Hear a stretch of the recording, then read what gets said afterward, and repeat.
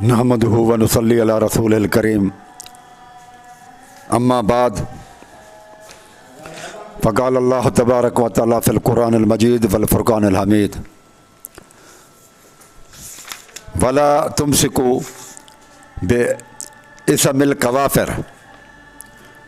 ये कुरान मजीद की आयत जो है मैंने पढ़ी है भाई। ये सूरत मुम्तहनत और आयत नंबर 10वीं है।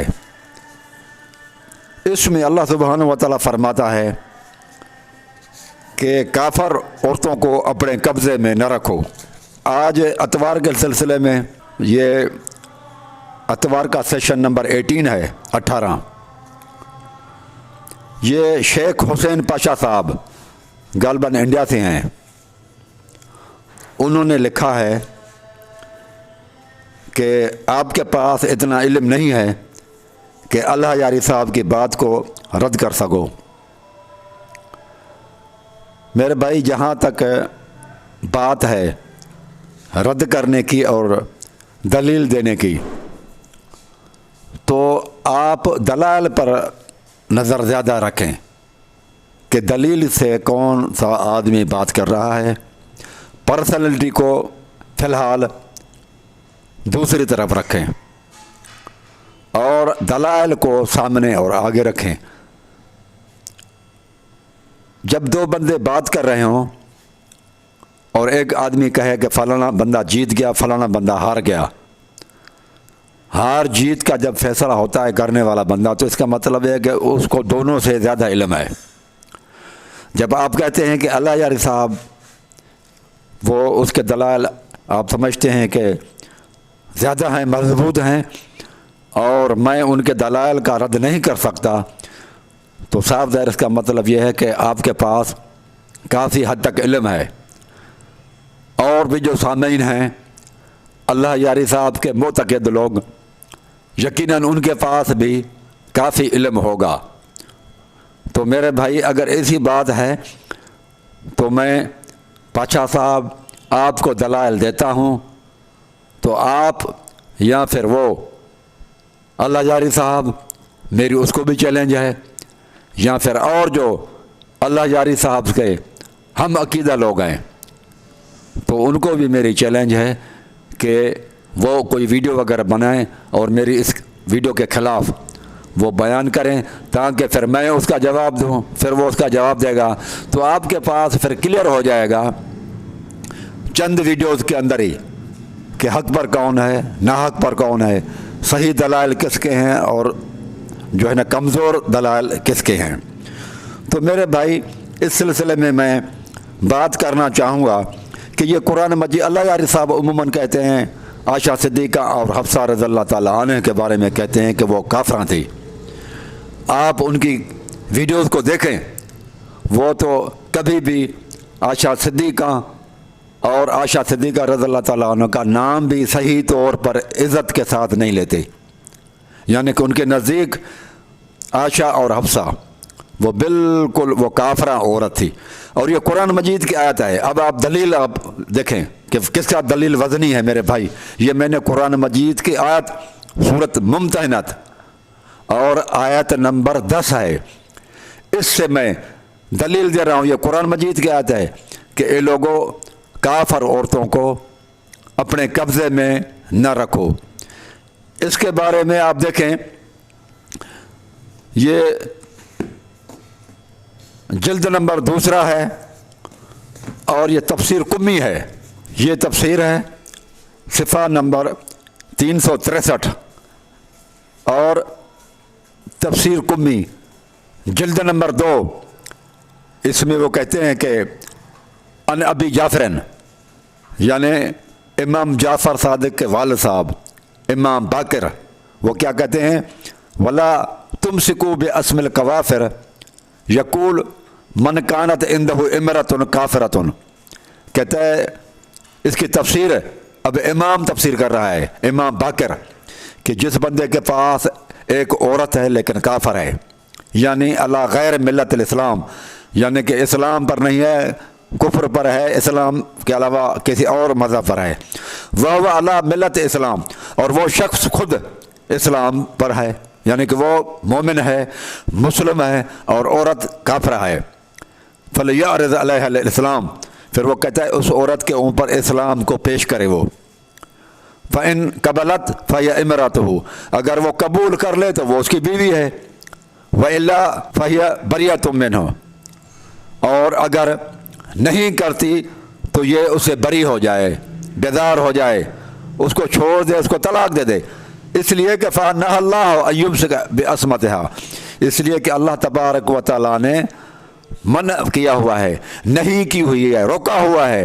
ان یمسک، ایسی عورت کو قبضے میں رکھنے کے لیے، بعصمتہا، اس کو نکاح کے اندر رکھا جائے۔ تو یہ امام باقر کا قول ہے کہ اس کو پھر چھوڑ دینا چاہیے اور اس کو طلاق دینا چاہیے۔ تو سوال پیدا یہ ہوتا ہے کہ رسول اللہ صلی اللہ علیہ وآلہ وسلم نے جب شادی کی اس وقت بھی انہوں نے نہیں پہچانا کہ یہ کافر عورتیں ہیں، بی بی عائشہ صدیقہ بھی اور حفصہ بھی، یعنی کہ سلیکشن کرتے ہوئے ان کے عقیدے کے حساب سے رسول اللہ صلی اللہ علیہ وسلم نے غلطی کی، معاذ اللہ۔ پھر چلو اس کو پتہ نہیں تھا، نہ لگا، اس کے بعد پھر جب اس کو پتہ لگ گیا رسول اللہ صلی اللہ علیہ وسلم کو کہ یہ کافرہ ہیں، یہ اللہ اور رسول کی نافرمانی، میرے خلاف یہ پلاننگیں کرتی ہیں، تو پھر تو رسول اللہ صلی اللہ علیہ وسلم کو یہ قرآن مجید کی آیت ہے کہ کافر عورتوں کو اپنے قبضے میں نہ رکھو، اس کو طلاق دے دو، چھوڑ دو۔ لیکن رسول اللہ صلی اللہ علیہ وآلہ وسلم کو 10 15 سال 12 سال تک رسول اللہ صلی اللہ علیہ وسلم کو تو پتہ نہیں چلا۔ 8 سال رسول اللہ صلی اللہ علیہ وسلم کو ساری زندگی گزاری، رسول اللہ صلی اللہ علیہ وسلم کو یہ نہ پتہ چلا کہ یہ مرتدہ ہیں اور یہ کافر عورتیں ہیں۔ لیکن آج کل اہل تشیع بھائیوں کو اور خصوصاً اللہ یاری کو یہ پتہ لگ گیا کہ وہ کافرہ تھی، رسول اللہ صلی اللہ علیہ وسلم کو نہیں لگا، رسول اللہ صلی اللہ علیہ وسلم نے تو طلاق نہ دی، گویا کہ رسول اللہ صلی اللہ علیہ وسلم نے قرآن مجید کی اس آیت کی خلاف ورزی کی۔ تو یہ تو ہے اللہ جاری صاحب کے سارے دلائل اس قرآن مجید کی ایک آیت کے سامنے سارے کافر ہو گئے۔ اگر کسی میں جرت ہے تو اس قرآن مجید کی آیت، اور یہ آپ کی اپنی تفسیر ہے، سورۃ ممتحنۃ کی آیت نمبر 10 اور تفسیر قمی، یہی بات تفسیر صافی کے اندر بھی ہے، اس کے اندر بھی یہی لکھا ہوا ہے کہ امام باقر کہتے ہیں کہ اس کو رکنا نہیں چاہیے، اس کو طلاق دے دینا چاہیے۔ اب 2 کتابیں تفسیر صافی اور تفسیر قمی، دونوں کے اندر یہ بات جو ہے نا وہ ہے۔ تفسیر قمی کی جلد نمبر 5 اس کے اندر بھی یہی بات ہے، سورۃ ممتحنۃ کی۔ ان باقر علیہ السلام فی هذه الآیت، تفسیر کر رہے ہیں امام باقر علیہ السلام اس آیت کے بارے میں، قال یقول من کانت عنده امرأة، وہ کہتے ہیں کہ جس کے پاس ایک عورت ہو، کافرۃ، کافر عورت ہو، یعنی علی غیر ملت الاسلام، ملت اسلام پر نہ ہو، وہ علی ملت الاسلام، اور وہ شخص ملت اسلام پر ہو، مومن ہو، مسلم ہو، فلیعرض علیہ الاسلام، اس کو پیش کرنا چاہیے، اسلام کی دعوت دینی چاہیے۔ فإن قبلت فهي امرأته، اگر وہ قبول کر لے تو وہ اس کی بیوی ہے، وإلا فهي بریۃ منہ، ورنہ وہ اسے بری ہو جائے، بیزار ہو جائے، اس کو طلاق دے دے۔ فَنَهَا اللَّهُ أَن يُمْسِكَ بِعِصْمَتِهَا، وہ اس لیے کہ اللہ سبحانہ و تعالیٰ نے روک رکھا ہے، منع کیا ہے کہ ایسی عورت کو نکاح میں رکھنے سے۔ یہ بھی اگر عائشہ صدیقہ اور حفصہ رضی اللہ تعالیٰ عنہ، اگر اللہ جاری صاحب کا عقیدہ ہے کہ وہ کافرہ تھی، تو یہ قرآن مجید کی آیت، آپ کے قرآن مجید کی آیت آپ کے امام کی تفسیر کے روکنے سے، یعنی کہ نکاح طلاق دینی چاہیے، وہ تو رسول اللہ صلی اللہ علیہ وسلم کو پتہ نہیں لگا کہ یہ کافرہ ہیں عائشہ اور حفصہ، یہ قرآن مجید کی آیت پر عمل بھی نہیں کیا، شادی کے لیے سلیکشن کرتے ہوئے بھی رسول اللہ صلی اللہ علیہ وسلم کو غلطی لگ گئی، لیکن آج اہل یاری کو یہ پتہ چل گیا کہ وہ کافرہ تھی، یعنی کہ رسول اللہ صلی اللہ علیہ وسلم نے قرآن مجید کی بنا فرمانے کی۔ یہ دونوں کتابیں آپ کی ہیں، تفسیر صافی اور تفسیر قمی۔ میرے بھائی، پھر وہ ان کے والدین کے بارے میں کہتے ہیں، ابو بکر کے بارے میں کہتا ہے کہ وہ بھی کافر تھے، ان کا بھی نام عزت احترام سے نہیں لیتا، ٹھیک ہے، اور وہ کہتے ہیں کہ ابو بکر اور عمر غاصب تھے اور ظالم تھے۔ یہ دوسرا دلیل دے رہا ہوں میرے بھائی، اس کا بھی جواب دیں، اور یہاں اللہ یاری کو دینا چاہیے۔ یہ 3 بندے ہیں، ابو بکر تیم قبیلے سے ہے, عمر بنو عدی قبیلے سے ہے, اور ایک تیسرا صحابی ہے. یہ جو جاتے ہیں, رسول اللہ صلی اللہ علیہ وسلم کی وفات ہو گئی ہے, یہ جاتے ہیں انصار کے پاس. انصار اوس اور خزرج بڑے جنگجو قسم کے لوگ تھے, ان کے پاس ہتھیار بھی ہیں, اور یہ ہتھیار بے ہتھیار جا رہے ہیں, کوئی نہیں ہے. تیم قبیلہ ابو بکر کا غریب قبیلہ تھا, لڑنے کا اتنا ماہر قبیلہ نہیں تھا. بنو عدی قبیلہ حضرت عمر کا, وہ بھی اتنا اسٹرانگ نہیں ہے. بندے کل 3 ہیں, ادھر سے کتنے ہیں انصار اور کے جو ہے نا لشکر, جنگجو بندے اور اسلحے والے ہیں. یہ ان کا گھر ہے, ان کے گھروں میں ان کی بیٹھک میں جاتے ہیں اور ان کو کہتے ہیں کہ جو ہے نا ابو بکر کی بیعت کر لو. کوئی ڈنڈا نہیں, کوئی جبر نہیں, کوئی دھمکی نہیں, اللہ کا ان کا یہ ہاتھ خالی ہیں. کون سی چیز تھی کہ وہ 2000 کے آدمی سوائے چند آدمی کے, سعد بن عبادہ کے, مجھے بتاؤ سب لوگوں نے ابو بکر کی بیعت کر لی. یہ ابو بکر کا اخلاق تھا, قرآن حدیث جو انہوں نے پڑھا تھا, اللہ کے رسول کی تعلیمات کا اثر تھا, اور قرآن حدیث پر انہوں نے عمل کر کے انصار نے ابو بکر کے ہاتھ پر بیعت کی ہے. جابر اور ظالم کیسے ہو سکتے ہیں؟ 3 بندے اور 2000 بندے, وہ جنگجو قسم کے لوگ تھے. اور اللہ یاری کا یہ بھی بات مانی ہے کہ حضرت عمر اور ابو بکر تو وہ ایسے لوگ تھے جو جنگوں سے بھی بھاگ جاتے تھے, یعنی ڈرپوک قسم کے لوگ, معاذ اللہ ہے, حالانکہ ایسے نہیں ہیں, بہت بہادر تھے وہ. اللہ یاری کے بقول وہ ڈرپوک تھے اور وہ جنگجو تھے انصار. مجھے بتاؤ کہ 2000 بندے مسلح اسلحے کے ساتھ لیس ہیں, تو کس چیز نے ان کو جھکایا بیعت کے اوپر راضی کری؟ صاحب کہ رسول اللہ صلی اللہ علیہ وآلہ وسلم کی تعلیمات تھی اس طرح کی. جواب دیں, کون سی چیز؟ نہ پیسہ ہے, نہ مال ہے, نہ دولت ہے, نہ اسلحہ ہے, نہ قبیلہ اسٹرانگ ہے, نہ طاقت ہے. 3 بندے اور کہاں 2000 بندے. انہوں نے کس طرح سے ان کو فتح کر ڈالا, کیسے انہوں نے مان لیا؟ یہ دوسرا دلیل ہے. پھر وہ کہتے ہیں کہ ابو بکر اور عمر یہ بڑے ظالم قسم کے لوگ تھے, معاذ اللہ, اور انہوں نے یہ غاصب تھے, انہوں نے حضرت علی کا حق چھینا تھا. احتجاج تبریسی میں ہے کہ کہیں پر روایت ہے کہ سوائے مقداد, ابو ذر, عمار بن یاسر اور علی رضی اللہ تعالیٰ عنہ کے علاوہ باقی کسی نے بیعت نہیں کی تھی. اور آپ کہتے ہو کہ اہل بیت کے یہ دشمن تھے صحابہ.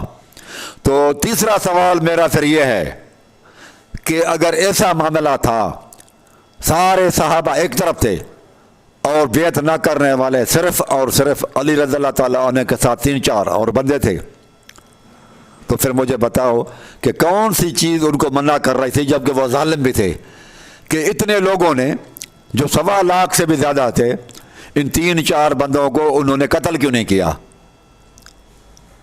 ان لوگوں کو انہوں نے قتل کیوں نہیں کیا؟ اگر وہ دشمن بھی تھے ان کے, اور وہ طاقت میں بھی زیادہ تھے, پاور میں بھی زیادہ تھے, تو علی رضی اللہ تعالیٰ نے کراہت کے ساتھ ان کی بیعت بھی کی ہے. اگر وہ اہل بیعت کے دشمن تھے, علی رضی اللہ تعالیٰ عنہ کے خاندان کے دشمن تھے, تو اکثر میں ہوتے ہوئے اقلیت والے 4-5 آدمیوں کو انہوں نے شہید کیوں نہیں کیا, ان کو قتل کیوں نہیں کیا؟ اس کا مطلب کہ وہ ظالم نہیں تھے. اور اس کا مطلب یہ ہوا کہ علی رضی اللہ تعالیٰ عنہ ان کے جو وزیر بنے رہے ہیں, مشورے دیتے رہے ہیں ان کو, تو ان کے دشمن کیسے ہو سکتا ہے؟ کوئی بندہ وزیر ہو سکتا ہے دشمنوں کا؟ یہ تیسرا سوال ہے. آپ میرے دلائل پر بھائی غور کریں انشاءاللہ العزیز. آپ انشاءاللہ العزیز ان میرے دلائل پر غور کریں گے تو وہ شیعت کا اثر انشاءاللہ جو رنگ چڑھا ہوا ہے آپ کے اوپر وہ ختم ہو جائے گا انشاءاللہ العزیز. اور میرے بھائی سوچیں, اللہ یاری صاحب کہتا ہے کہ 12 امام معصوم ہیں. یہ احتجاج تبریسی ہے. یہ لکھا ہوا کہ محمد مصطفیٰ صلی اللہ علیہ وسلم کی اماں کا نام امہ آمنہ تھا. پھر وہ کہتے ہیں ابو الحسن علی بن ابی طالب, امام حسن اور حضرت حسین رضی اللہ تعالیٰ عنہ کی اماں کا نام امہا فاطمہ بنت محمد, فاطمہ نام تھا. ٹھیک ہے, یہ صحیح ہے.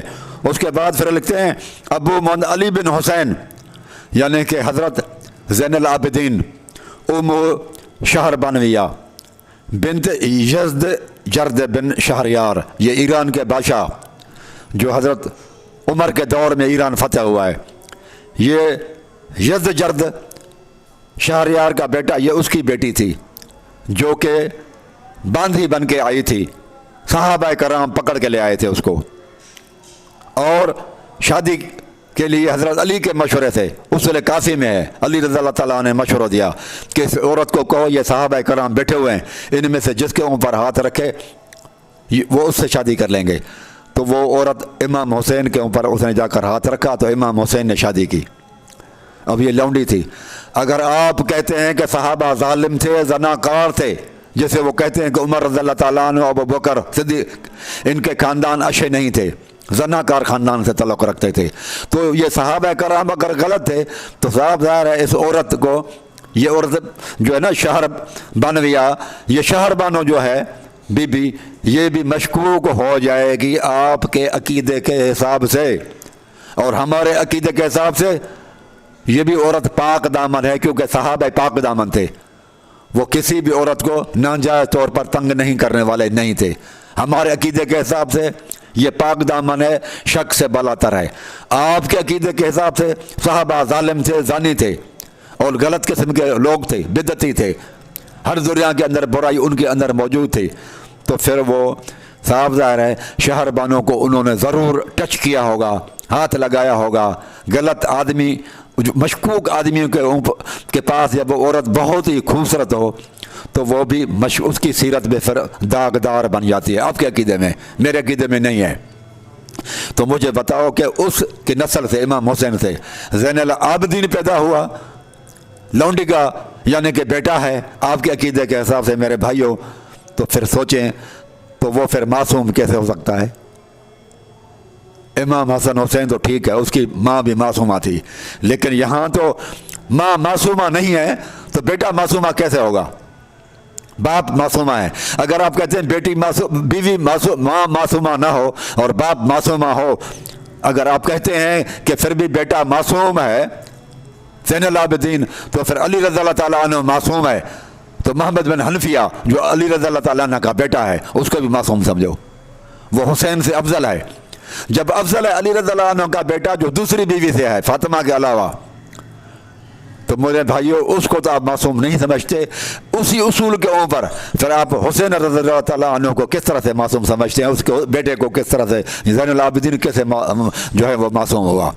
امام حسین معصوم ہے، بیوی تو معصومہ نہیں ہے، جو تو لونڈی ہے، وہ تو کنیز ہے، وہ تو یزد جرد بادشاہ جو ہے وہ ایران کے بادشاہ کی بیٹی ہے، اور لے کر آنے والے، پکڑ کے لے آنے والے تو صحابہ کرام ہیں، علی رضی اللہ تعالیٰ نے یا امام حسین تو نہیں پکڑ کے لے آئے۔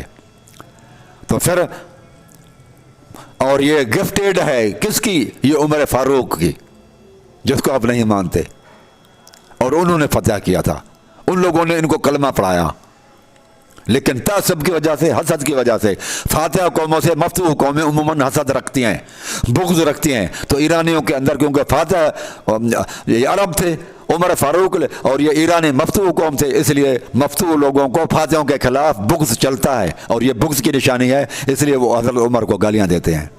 لیکن یہ بیوی جو امام حسین کو ہے یہ گفٹیڈ ہے حضرت عمر سے، ہمارے حساب سے یہ صحیح تھی، کیونکہ صحابہ تھے۔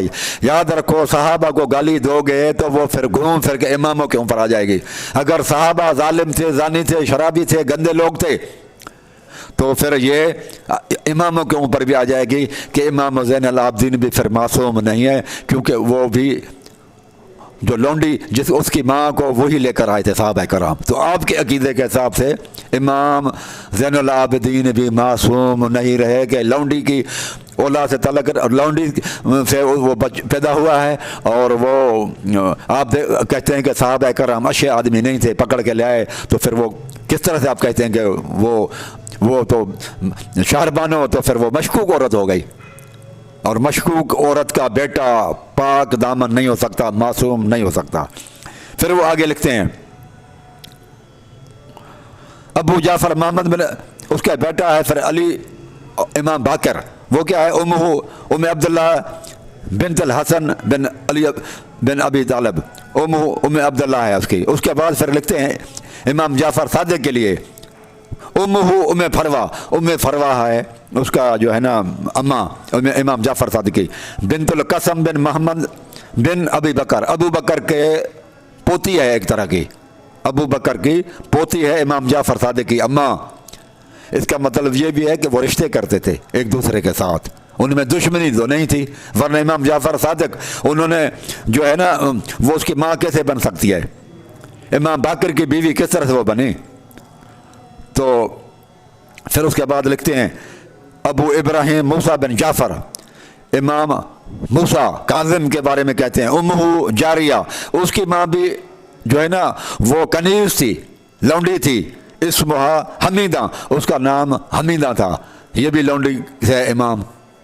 और आप कहते हैं कि लौंडियों को पकड़ के लेकर आने वाले साहबा कराम वो तो अच्छे आदमी नहीं थे और ताबईन को आप मानते नहीं हैं, तो इसका मतलब कि ये जरह आपकी साहबा कराम पर घूम फिर के ये इमामों के ऊपर भी आ जाएगी कि वो भी मासूम फिर नहीं थे। ये किताब है आपकी 137 सफ़े पर मेरे भाई, ये सारा कुछ लिखा हुआ है शुजरा उनका कि इनके माओं के नाम क्या क्या हैं, ये सारे इन्होंने बताए हैं इhtजाज तिब्रिसी के अंदर, और ये नाम उसने भी बताए हैं आपको अल-हजारी ने भी, लेकिन उन्होंने ये अल्फाज गोल कर दिए, ये बताया ही नहीं कि ये जारिया का माना ही नहीं कि उसने कि ये लौंडियाँ थी और कनीज़ें थी। वो पढ़ते तो हैं लेकिन यहाँ पर आकर वो फंस जाते हैं, फिर वो तर्जुमा नहीं करते। इमाम उसका पैगंबर सबसे पहले, माँ का बाप का नाम और माँ का नाम, उसके बाद हर इमाम। अबू मोहम्मद अल हसन इब्न अली व अबू अब्दुल्लाह अल हुसैन इब्न अली अत्तकी उम्मुहुमा फातिमतु बिन्त मुहम्मद अल्लाहुम्मा सल्लि अला मुहम्मद व आलि। अबू मोहम्मद अली इब्न अल हुसैन अल आदिल उम्मुहु शाहबानवैह बिन्त यज़जर बिन इब्न शाहनशाह। अबू जाफर मोहम्मद इब्न अली अल बाक़िर उम्मुहु उम्मु अब्दुल्लाह बिन्त अल हसन इब्न अली इब्न अबी तालिब अल्लाहुम्मा सल्लि अला मुहम्मद व आलि वअज्जिल फरजहम। अबू अब्दुल्लाह जाफर इब्न मुहम्मद अल सादिक उम्मुहु उम्मु फरवह बिन्त अल क़ासिम बिन इब्न मुहम्मद इब्न अबी बकर अल्लाहुम्मा सल्लि अला मुहम्मद व आलि। अबू इब्राहिम मूसा इब्न जाफर अल-थिक़ह उम्मुहु जारियतुन इस्मुहा हमीदा। अबू अल-हसन अली इब्न मूसा अर-रिज़ा उम्मुहु जारिया इस्मुहा नजमह अल्लाहुम्मा सल्लि अला मुहम्मद व आलि मुहम्मद वअज्जिल फरजहम। अबू जाफर मुहम्मद इब्न अली अज़्ज़की उम्मुहु जारियतुन इस्मुहा खैज़रान अल्लाहुम्मा सल्लि अला मुहम्मद व आलि मुहम्मद। अबू अल-हसन अली इब्न मुहम्मद अल-अमीन उम्मुहु जारियतुन इस्मुहा सूसन या सूसन अल्लाहुम्मा सल्लि अला मुहम्मद व आलि। अबू मुहम्मद अल-हसन इब्न अली अर-रफ़ीक़ उम्मुहु जारियतुन इस्मुहा सम्मानह अल्लाहुम्मा सल्लि अला मुहम्मद व आलि मुहम्मद। बयान ही नहीं किया, तर्जमा ही नहीं बयान किया, गोल कर गए, बस नाम बताए कि ये नाम है। और जब मालूम आया कि वो जो है ना वो जारियाँ थी, कनीज़ें थी, तो वो लफ्ज़ गोल कर गया, उसने वो बताया नहीं, झूठ, और ये उसने अयारी की, फ्रॉड किया, धोखा करता है वो इस तरह से। फिर वो कहते हैं मूसा रज़ा, इमाम अली मूसा रज़ा, उसके बारे में कहते हैं कि उम्मुहु जारिया इस्मुहा नजमा, उसके माँ वो भी जारिया थी, कहता है जारिया वो भी लौंडी थी, कनीज़ थी वो भी, और उसका नाम नजमा था। फिर वो कहते हैं अली बिन मोहम्मद अबुल हसन अली बिन मोहम्मद यानी इमाम अली तकी, उसके बाद अली इमाम तकी की माँ का नाम क्या था, उम्मुहु जारिया इस्मुहा खैज़रान, खैज़रान उसका नाम था। इमाम तकी की माँ का नाम खैज़रान, और वो भी कहता है जारियत उम्मुहु जारियत इस्मुहा खैज़रान, वो उसका नाम खैज़रान था। फिर वो कहते हैं इमाम अली नकी, वो कहते हैं कि उम्मुहु जारिया तुन इस्मुहा सूसन, उसकी माँ का नाम सूसन था। और फिर वो कहते हैं इमाम हसन अस्करी, उसकी कहते उम्मुहा जारियतुन इस्मुहा समानतुन तकनी उम्मुल हसन, लक़ब उम्मुल हसन है, उसका नाम भी जो है ना वो समानत है, समानत बीबी नाम है उनका। तो अब ये मुझे बताएं कि जब ये इतने 5-6 इमाम उनकी जो है ना माएँ आपके किताबों में लिखा हुआ है, वही मैं पढ़ रहा हूँ कि वो जो है ना लौंडियाँ थी, कनीज़ें थी, तो वो एक तरफ कहते हैं भाई कि वो इमाम मासूम होते हैं, दूसरी तरफ ये आपकी किताबों में ये लिखा हुआ है। और इसी एहतजाज तिब्रिसी के बारे में उसने कहा है कि इसकी सारी रवायतें मशहूर हैं, इसमें कोई भी रवायत गलत नहीं है, सारी की सारी रवायतें मशहूर हैं। ये मेरे ख्याल में मेरा चौथा सवाल है आपसे, जो मैंने जो है ना आपके डिटेल पेश कर दी, बताएं किस तरह से वो मासूम हो सकते हैं। फिर आगे मेरे भाई मुझे बताएं कि इमाम हसन के पास बड़ा लश्कर था, हुकूमत भी थी और लश्कर था, लेकिन वो तो मुआहदा करते हैं, लड़ते नहीं अमीर माविया से, सुलह करते हैं, اور یہی چیز امام حسین کے پاس نفری لوگوں کی کمی ہے، زیادہ نہیں ہے. وہ صلح نہیں کرتا بلکہ وہ جہاد کرتا ہے. تو ان میں سے کون صحیح ہے کون غلط ہے؟ امام حسین نے اپنے بھائی کے طریقے پر، حضرت حسن کے طریقے پہ چل کر صلح کیوں نہیں کیا؟ طاقت کے ہوتے ہوئے بہت زیادہ تعداد میں لوگ ہیں امام حسن کے پاس، لیکن پھر بھی وہ پریارٹی دے رہے ہیں، اہمیت دے رہے ہیں صلح کو، لڑائی کو نہیں. اس کے مقابلے میں امام حسین کے پاس لوگوں کی کمی ہے، وفادار کم ہے، لیکن وہ صلح کی طرف نہیں آ رہے اور انہوں نے جہاد کو اہمیت دی ہے. اب مجھے بتائیں دونوں کا راستہ الگ الگ ہے، ان میں سے کس کو ہم حق پر مانیں اور کس کو ہم کہیں کہ وہ ان سے غلطی ہو گئی ہے؟ وہ بھی آپ کے کھاتے میں میرے بھائی بتائیں، کیونکہ آپ کے پاس ماشاءاللہ علم ہے. آپ جو ہے نا وہ دونوں کو اندازہ لگا کر چیک بھی کر جاتے ہیں کہ کون صحیح ہے کون غلط ہے. تو لہذا آپ بتائیں یا آپ کسی عالم کو کہیں کہ وہ اس میدان میں آئے اور ہمیں جواب دے. یہ سارے کے سارے معصوم ہیں.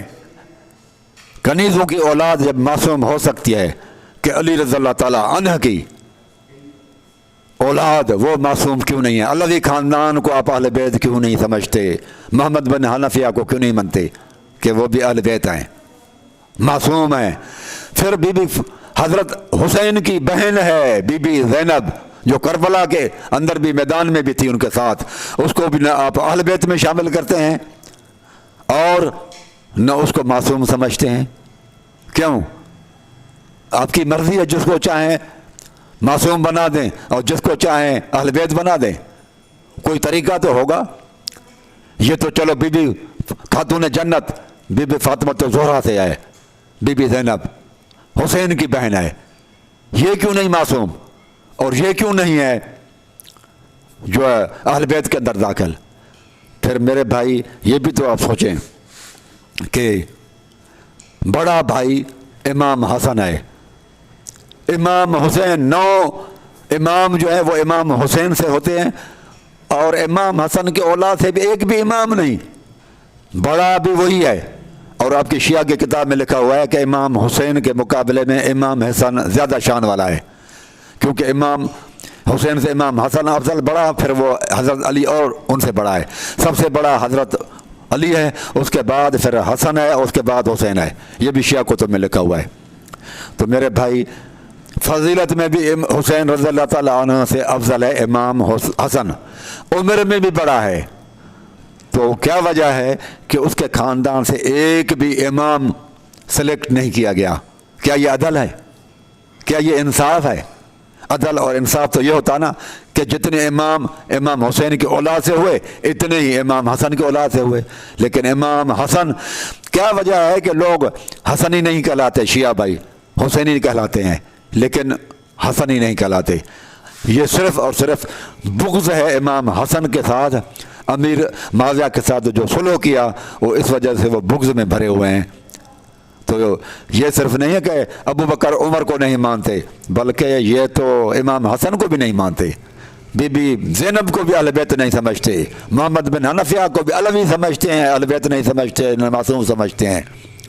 تو یہ عجیب معاملہ ہے. کہیں پر معصوم باپ معصوم ہے تو اولاد اہل بیت ہے، اور کہیں پر امام حسین اور بعد میں امام آ جاتے ہیں تو ان کی بیویاں لونڈی بھی ہیں تو وہ اہل بیت بھی بن جاتے ہیں اور معصوم بھی ہو جاتے ہیں. تو میرے بھائی یہ باتیں غلط ہیں.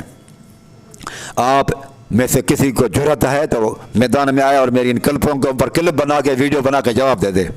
عقیل انصاری صاحب نے بھی سوال کیا کہ 73 فرقے جہنم میں 73 فرقے بنیں گے رسول اللہ علیہ وسلم کی امت سے، 72 جہنم میں جائیں گے، ایک صحیح ہوگا.